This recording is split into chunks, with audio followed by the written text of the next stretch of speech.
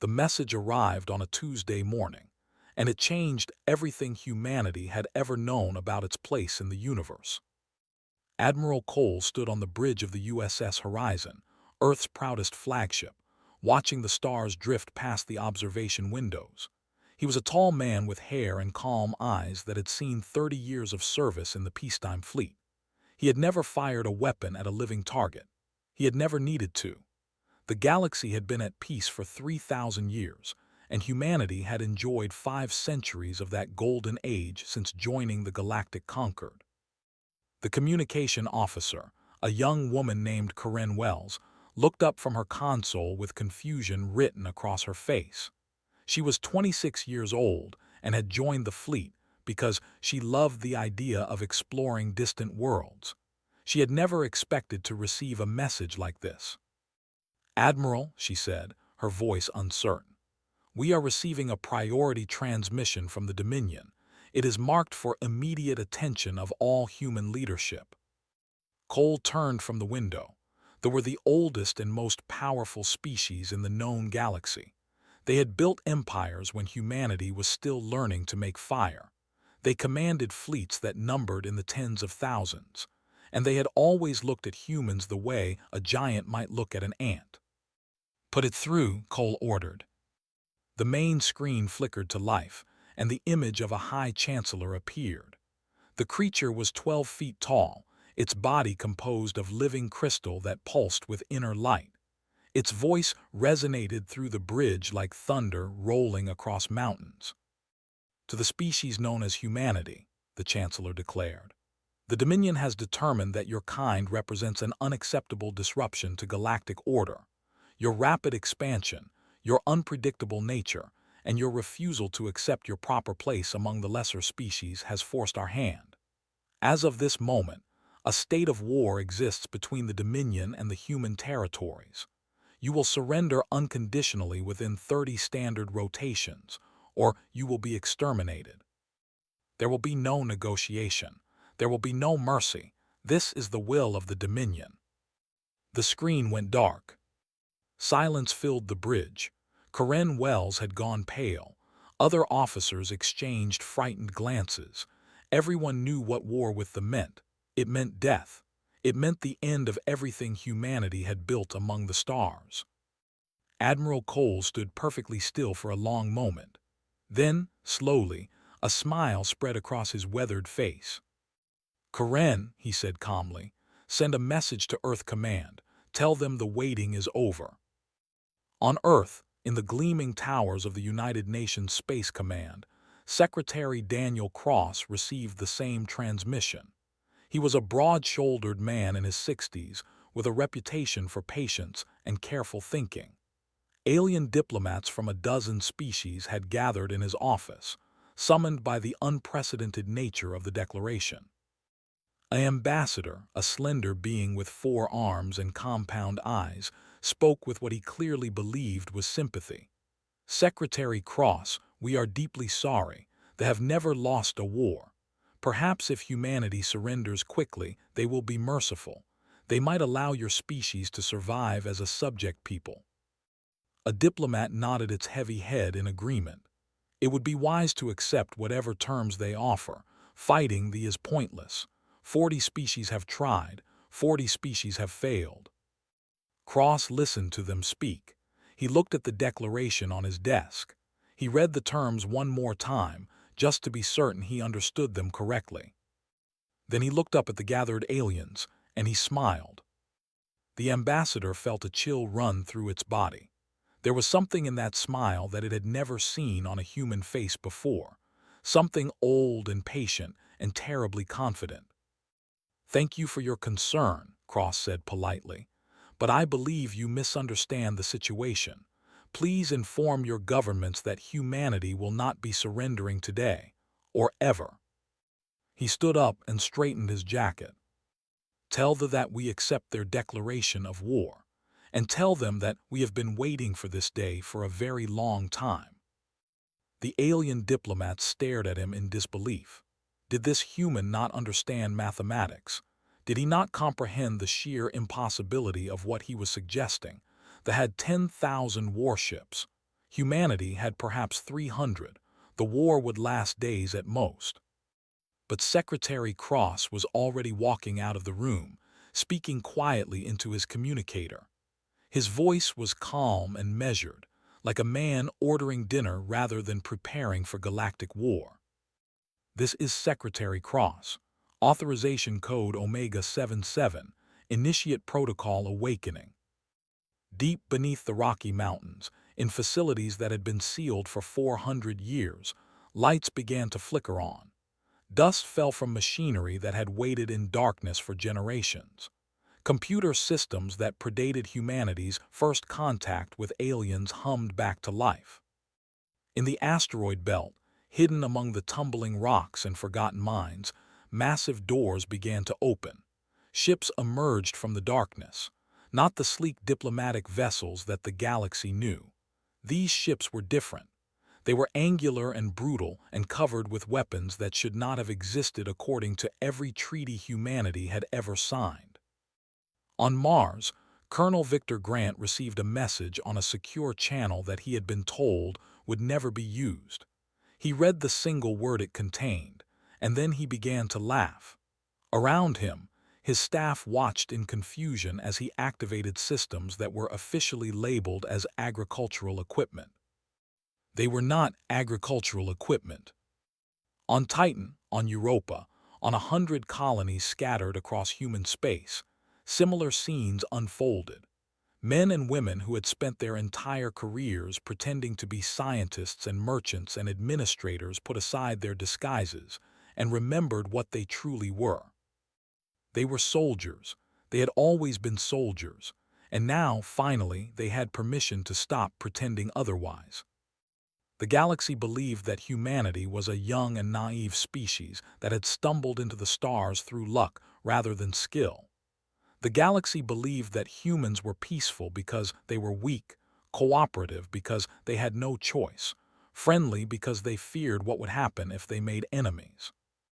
The galaxy was wrong. Humanity had joined the conquered 500 years ago, and from the very first day they had been planning for this moment. Every smile had been a mask. Every gesture of friendship had been a deception. While the elder species grew comfortable and complacent, humanity had been watching, learning, building, and waiting. Admiral Cole stood on his bridge and watched the stars. Somewhere out there, fleets were gathering, confident in their coming victory. They would arrive expecting to find frightened prey. They would find something very different. Cole thought about all the years of preparation, all the secrets kept, all the weapons hidden, all the plans made and revised and perfected over centuries. He thought about what they had just unleashed, and for a moment he almost felt sorry for them. Almost. "Navigation," he said calmly. "Set course for Rally Point Alpha. It is time to show the galaxy what humanity really is." The horizon turned toward the darkness between stars, and the first chapter of a war that would reshape the galaxy had begun.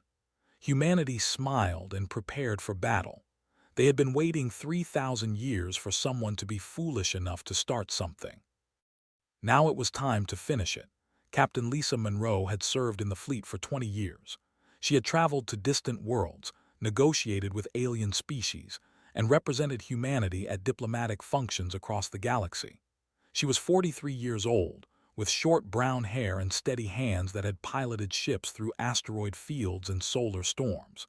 She was calm under pressure and loyal to Earth, but she had never seen anything like what waited for her in the asteroid belt.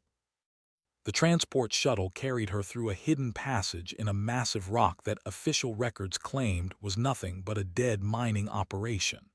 The passage led deep into the asteroid, through security checkpoints that required codes she had only learned existed 3 hours ago. And then the tunnel opened into a cavern so large that it took her breath away. Ships filled the darkness, thousands of them, row after row of warships stretching into the shadows as far as her eyes could see. They were nothing like the vessels she had served on for 2 decades. These ships were built for one purpose only, and that purpose was destruction. General Warren stood beside her in the observation gallery. The general was a small woman with silver hair and eyes that had seen secrets most humans would never know.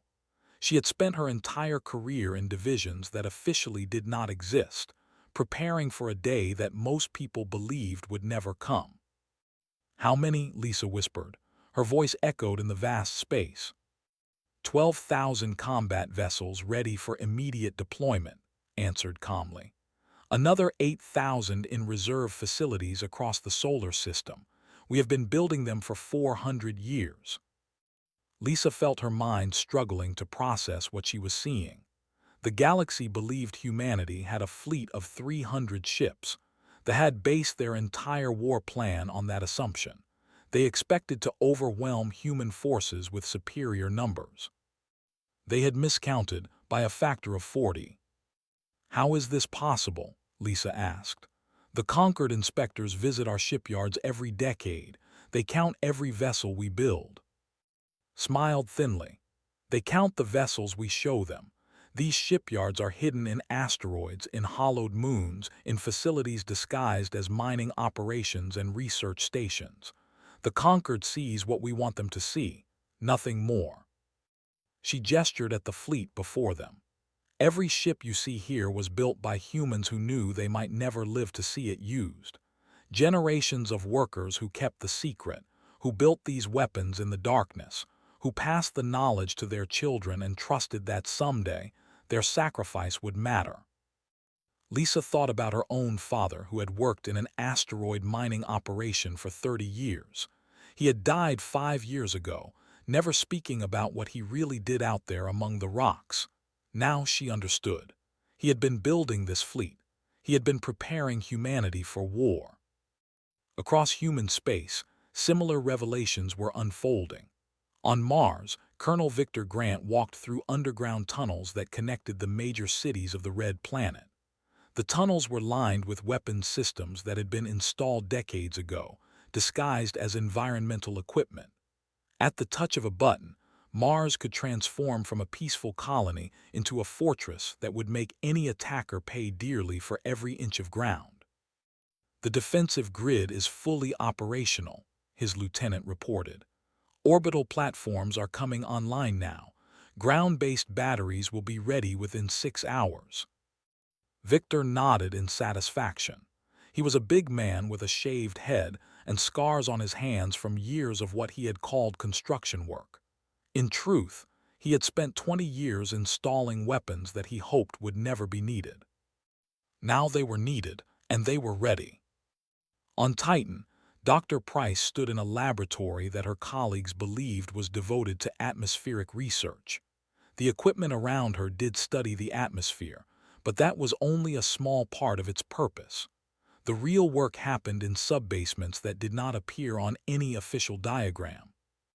She activated a console and watched as data flowed across the screen. Weapons designs that had been developed in secret for centuries. Combat algorithms that predicted enemy behavior with terrifying accuracy. Shield frequencies that could counter every known weapon system in the galaxy. Humanity had not wasted its time among the stars.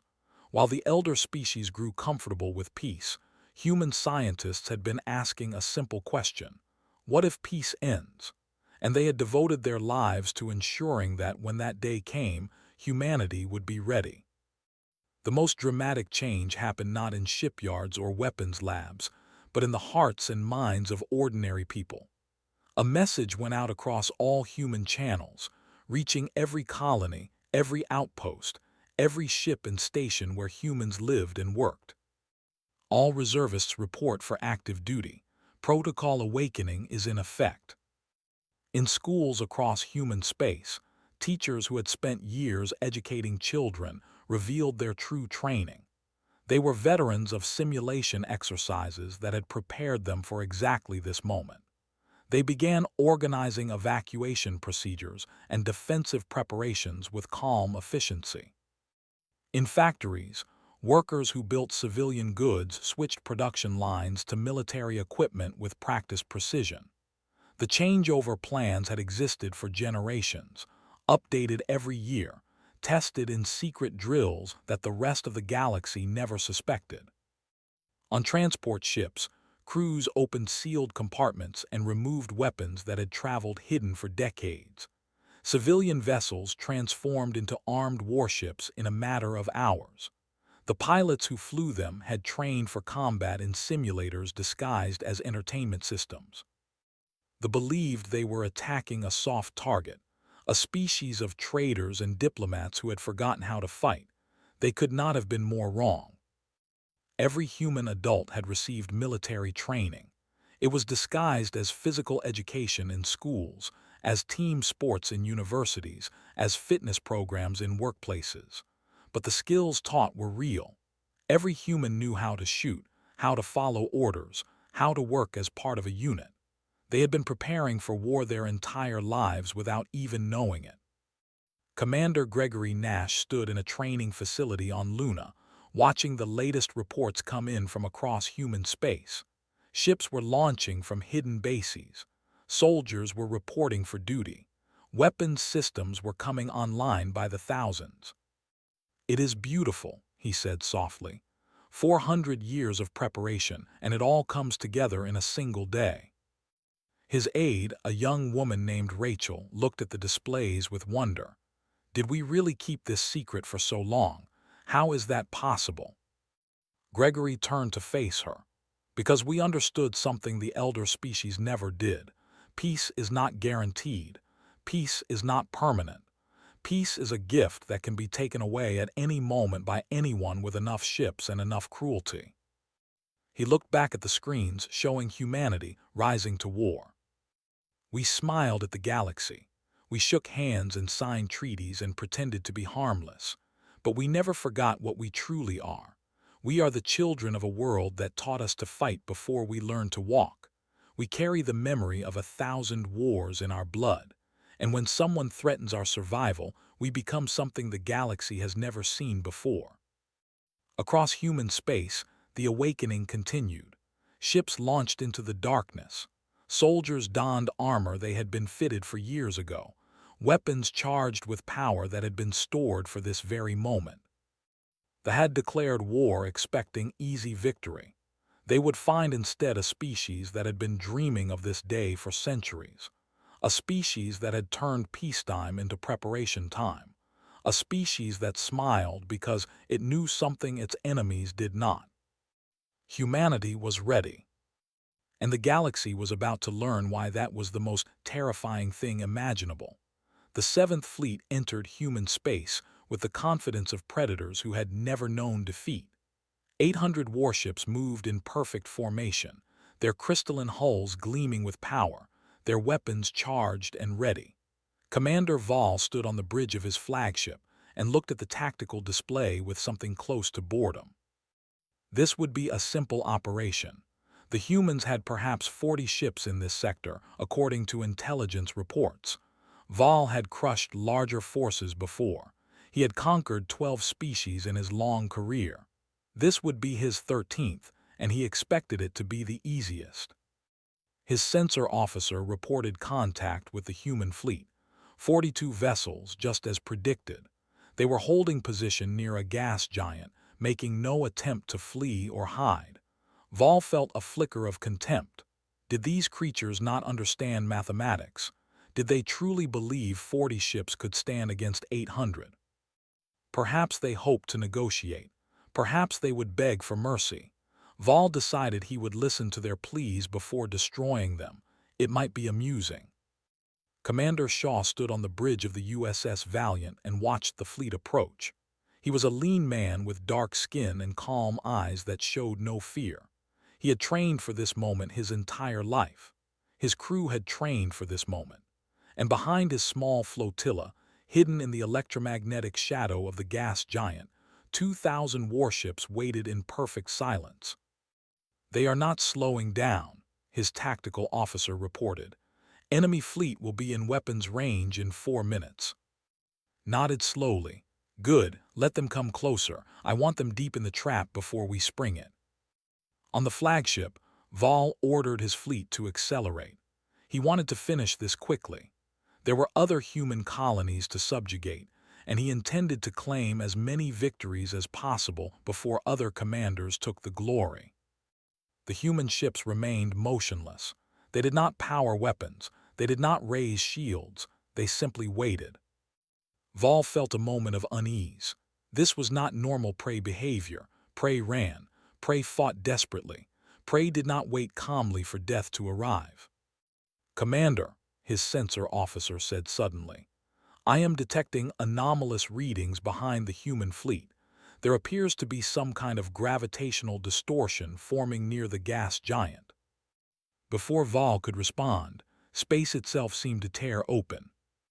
Jump points activated in a perfect sphere around the fleet. 2,000 human warships emerged from hidden positions, their weapons already locked on targets, their shields at full power. In the span of 3 seconds, 800 ships found themselves surrounded by a force more than twice their size. Shaw smiled and opened a communication channel. "Fleet, this is Commander Shaw of the United Earth Navy. You are surrounded and surrender immediately and you will be treated according to the laws of war. Resist and you will be destroyed. You have 30 seconds to respond." On the flagship, Vol stared at his tactical display in disbelief. This was impossible. Human ships could not hide from sensors. Human ships could not execute coordinated jump maneuvers with such precision. Human ships could not exist in these numbers because the conquered would have detected them. And yet here they were. His warrior pride overcame his shock. Surrender was unthinkable. They had never surrendered to any enemy in 20,000 years of galactic dominance. "All ships," he commanded, "attack formation, target the enemy flagship and destroy it, break through their lines and regroup on the far side."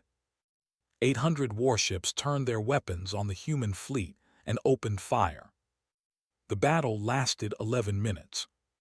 Lieutenant Maya Collins flew her fighter through a storm of plasma fire and crystal shards. Her squadron had been assigned to disable a carrier, and she intended to complete that mission.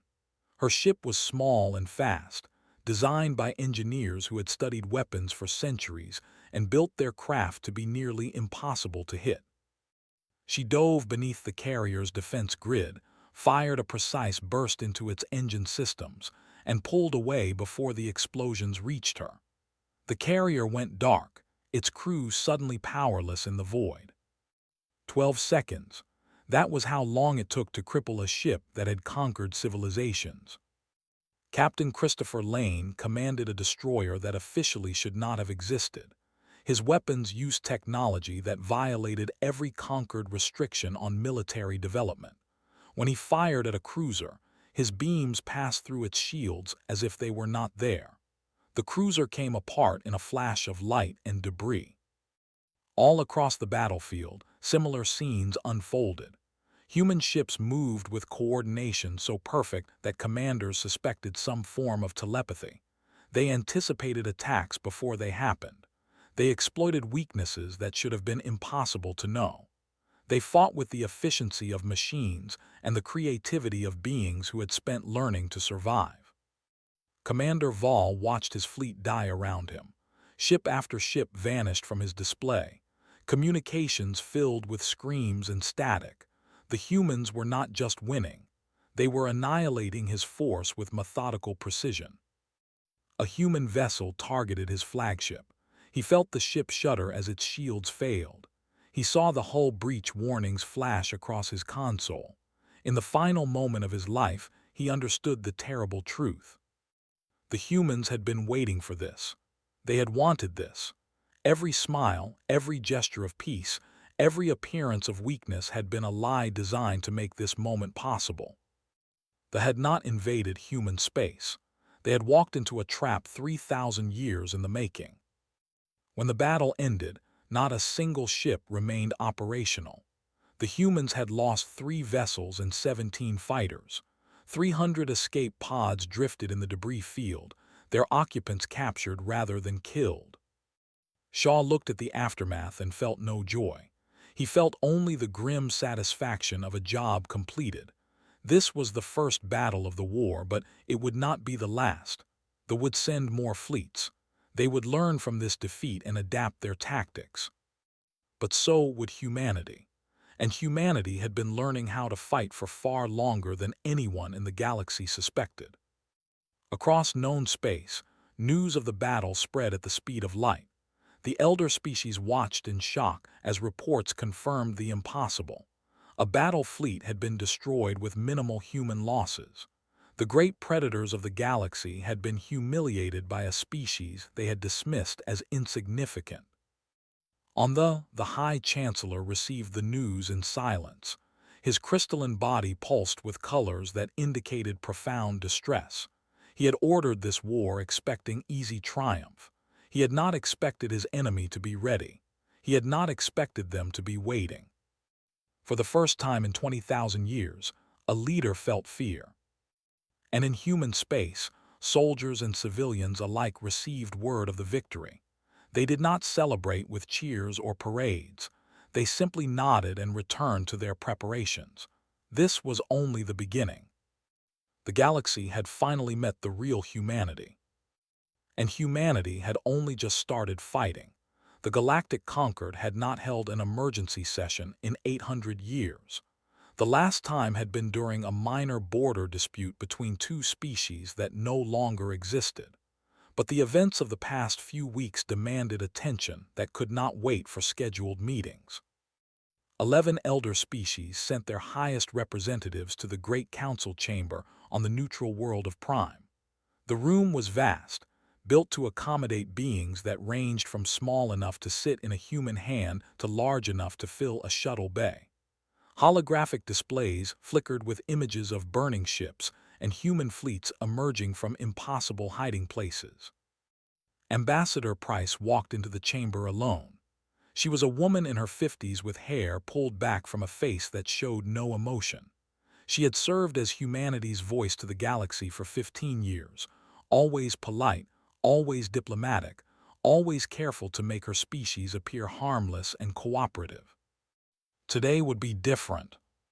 The speaker, a massive creature with skin and 6 eyes, addressed her with poorly hidden contempt. Ambassador Price, the Conquered has summoned you to explain humanity's actions. You have violated numerous treaties regarding military development. You have destroyed a fleet using weapons that should not exist. You have revealed that your species has been deceiving this body for centuries. Nodded calmly, yes, we have done all of those things. The chamber fell silent. The elder species had expected denials, explanations, excuses. They had not expected a simple admission of guilt. You want to know how, continued. You want to know why. You deserve answers, and I am prepared to give them. She activated a holographic display that filled the center of the chamber. Images of Earth appeared, stretching back thousands of years. Wars, countless wars.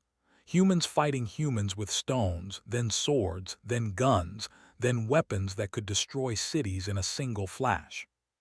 When humanity joined the Conquered, we were told that the age of conflict was over. We were told to disarm, to trust in collective security, to believe that the elder species would protect us from any threat. Paused, letting her words hang in the air. We smiled, we agreed, and we lied. The ambassador rose from its seat. You admit to deliberate deception of this body. I admit to ensuring the survival of my species. His voice was cold and clear. You told us that peace would last forever. We knew better. Our entire history taught us that peace is temporary, that sooner or later someone would decide we were worth conquering, and we were right. She gestured at the display, which now showed the declaration of war. They attacked us without provocation. They gave us a choice between slavery and death, and thanks to our preparations, we were able to choose neither. Commander Gregory Nash stepped forward from the shadows behind the ambassador. He was tall and broad, dressed in the uniform of the United Earth Navy. His presence made several of the smaller species uncomfortable. There was something predatory in the way he moved. For 500 years, Gregory said, humanity has studied every species in this chamber. We learned your tactics, your weapons, your weaknesses. We built ships designed specifically to counter your technology. We developed strategies to defeat your fleets. And we did all of this in secret, hidden in places your inspectors never thought to look. The representative, a younger member of the ruling family, stood with rage glowing in every crystal of its body. This is treachery of the highest order. You have made fools of us all. You have broken every law of the conquered. Turn to face the directly. We broke your laws to survive your aggression. Your species declared war on us. Your fleets entered our space with the intention of enslaving or exterminating us. We defended ourselves. She stepped closer. Tell me, Ambassador, what law did we break that they did not break first? The had no answer. Turned back to the full assembly. The elder species have spent 3,000 years growing comfortable with peace. You reduced your militaries. You stopped training warriors. You forgot what it means to fight for survival. She paused, and when she spoke again, her voice carried the weight of centuries. Humanity never forgot. We could not afford to forget. Our world taught us from our first breath that the universe is dangerous, that peace must be defended, that the moment you stop being ready to fight is the moment someone will come to take everything you have. The holographic display changed, showing the current state of human military forces. Ships, weapons, soldiers, resources. The numbers were staggering. Several representatives made sounds of disbelief. We do not seek conquest, said. We have no desire to rule the galaxy. We want only to live in peace and to be left alone. But we have learned, through bitter experience, that wanting peace is not enough. You must be able to defend peace. You must be able to make the cost of war so high that no enemy would dare to start one. She looked around the chamber at the gathered representatives of galactic civilization. The dared, they are learning the price of that decision. In 60 days, their fleets have been reduced by half. Their colonies are falling one by one. Their people are beginning to understand that they made a terrible mistake. The speaker found its voice. What do you want, Ambassador? What are your terms? We want unconditional surrender from the Dominion. We want recognition of humanity's right to self-defense. And we want the conquered to understand something very important. Walk to the center of the chamber, standing beneath the holographic displays of human power. We are not your enemies. We never wanted to fight anyone. We joined this community in good faith, hoping to learn from you, to grow alongside you, to contribute to galactic civilization. But we are not fools. We knew that someday someone would test our resolve, and we made certain that when that day came, we would be ready. She looked up at the assembled representatives with eyes that held no malice, only certainty. Humanity can be your greatest ally or your worst nightmare. The choice is not ours to make. It is yours. Treat us with respect and we will stand beside you against any threat. Threaten us, attack us, try to subjugate us, and you will face what they are facing now. Commander Nash stepped forward again.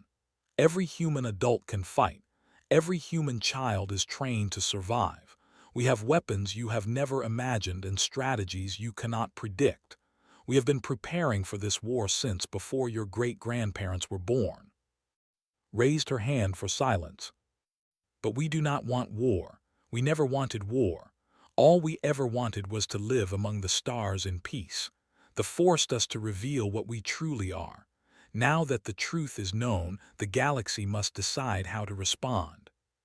She turned and walked toward the exit. We will be waiting for your answer. The chamber remained silent long after she left. The elder species looked at each other, and for the first time in 3,000 years, they understood something that changed everything they believed about the universe. They were not the most dangerous beings in the galaxy. Humanity was. And humanity had been hiding among them the entire time, smiling and waiting for someone to be foolish enough to reveal the truth. The war ended on the 63rd day. It ended not with a final battle or a dramatic last stand, but with a simple transmission from the High Chancellor appeared on screens across the galaxy. his crystalline form dim and flickering with colors that indicated defeat and surrender. He spoke only 12 words before ending the broadcast. The Dominion surrenders unconditionally to the human government. We submit. Across human space, there was no celebration, no cheering crowds or victory parades. Men and women who had spent 2 months fighting simply nodded and returned to their duties. The war was over. Now the work of building peace would begin. Admiral Cole stood on the bridge of the USS Horizon, watching the rotate slowly beneath him. The planet was beautiful in its way, covered with crystalline forests that caught the light of its twin suns and scattered it into rainbows. A civilization that had dominated the galaxy for 20,000 years lived on that world. And humanity had brought them to their knees in less than 3 months. Captain Lisa Monroe stood beside him, reviewing damage reports from the final engagements. Human losses had been remarkably light throughout the war. 317 ships destroyed, compared to over 6,000 vessels. 12,000 human soldiers killed, compared to millions of enemy casualties. "I spent 20 years hoping we would never have to use what we built," Lisa said quietly. "And now that we have, I thought I would feel guilty. I thought I would question whether it was right to deceive everyone for so long, to hide our strength, to pretend to be weak when we were anything but." She looked out at the alien world below. "I do not feel guilty. They gave us no choice. They would have enslaved our children and destroyed everything we built. We simply chose a different outcome." Cole nodded slowly. "That is all any species can do when threatened with extinction. We did not start this war. We only finished it." On Earth, Secretary Daniel Cross addressed the United Nations and a watching galaxy. The chamber was packed with diplomats, journalists, and representatives from a dozen species who had come to hear humanity's terms for the post-war galaxy. "The war is over," Cross began. "The Dominion has surrendered unconditionally. Their fleets are destroyed, their military leadership has been removed from power, and their worlds are now under temporary human administration until a stable civilian government can be established." He paused, looking at the cameras that broadcast his words to billions of beings across the stars. "Let me be clear about what humanity does not want. We do not want an empire. We have no interest in ruling other species or conquering other worlds. We have no desire to become the new, using our power to dominate and control." He leaned forward, his voice growing firm. "But let our actions in this conflict serve as a message to any who would threaten us. We remember every war we ever fought. We carry the lessons of 1,000 conflicts in our blood. We built a civilization from chaos and turned our worst instincts into our greatest strengths. We can be your allies, your partners, your friends." His expression hardened. "But if you choose to be our enemy, if you threaten our homes and our families, know this. We have 3,000 years of patience waiting to be tested, and we will never stop. We will never surrender. We will pursue victory with every resource we possess, across every battlefield you can imagine and many you cannot." He stood straight, facing the galaxy without fear. "The learned this lesson. We sincerely hope no one else needs to." The galaxy listened. The galaxy understood. And slowly, carefully, the galaxy began to accept the new reality. 5 years passed. The Dominion was rebuilt under human supervision, transformed into a democratic government that would never again threaten its neighbors. The former masters of the galaxy became students of peace, learning from a species they had once dismissed as insignificant. The Galactic Concord was reformed with humanity as a full and equal member. Treaties were rewritten. Military limitations were reconsidered. The elder species began to understand that peace required strength, that security demanded vigilance. And humanity returned to what it had always done best: building, creating, exploring. The warships were maintained but rarely used. The soldiers became teachers and engineers and scientists. The weapons were kept sharp but locked away. A young diplomat named was assigned to Earth for cultural exchange. She arrived frightened, uncertain what to expect from the species that had defeated her people so thoroughly. Her instructors had warned her about human aggression, human cunning, human deception. What she found was different. She found children playing in parks, arguing over games with passion that seemed out of proportion to the stakes. She found families eating together, sharing food and stories and laughter. She found artists and musicians and writers creating beauty that moved her in ways she had not expected. Her guide was a woman named Moore, a middle-aged teacher with kind eyes and a patient manner. Showed her schools and hospitals and research facilities. She introduced her to humans from every walk of life. On her last day on Earth, asked the question that had haunted her since arriving. "How do you do it?" she asked. "How do you raise children to be so peaceful and yet turn them into soldiers who could destroy my entire civilization?" Smiled warmly. She led the young diplomat to a window overlooking a school playground where children were engaged in some kind of competitive sport. "We raise them to cooperate," explained, "to be kind, to solve problems peacefully, but we also raise them to never accept defeat, to never give up, to fight for what they love with everything they have." She gestured at the playing children. "Every game they play teaches them strategy. Every argument teaches them diplomacy. Every competition teaches them to win." She looked at the. "We do not make soldiers out of our children. We make humans out of them. The soldier part just comes naturally when it is needed." Returned home 6 months later. Her report to the council became required reading for every diplomat and military officer in the new government. In it, she described what she had learned about humanity. "They are patient," she wrote. "They are the most patient predators I have ever encountered. They will wait centuries for the right moment to strike. They will smile and trade and cooperate for generations, all while preparing for the day when someone is foolish enough to threaten them." She continued with a warning. "Do not be deceived by their kindness. Do not mistake their gentleness for weakness. Behind every friendly human face is a warrior waiting to emerge. They have simply learned to keep that warrior hidden until it is needed." Her final words became famous across the galaxy. "Pray they remain our friends, because I have seen what happens to their enemies, and there is nothing left of them but ashes and memory." The galaxy took her warning to heart. 3,000 years of peace had ended with the declaration of war. A new era began with their surrender, and humanity, the youngest species in the conquered, had shown the universe something it would never forget. Some species were dangerous because they sought power. Humanity was dangerous because they did not seek power. They simply refused to let anyone else take theirs. And in the end, that made them the most dangerous beings the galaxy had ever known. The stars continued their ancient dance. Civilizations rose and fell across the cosmos. Wars came and went, though none dared to involve humanity directly.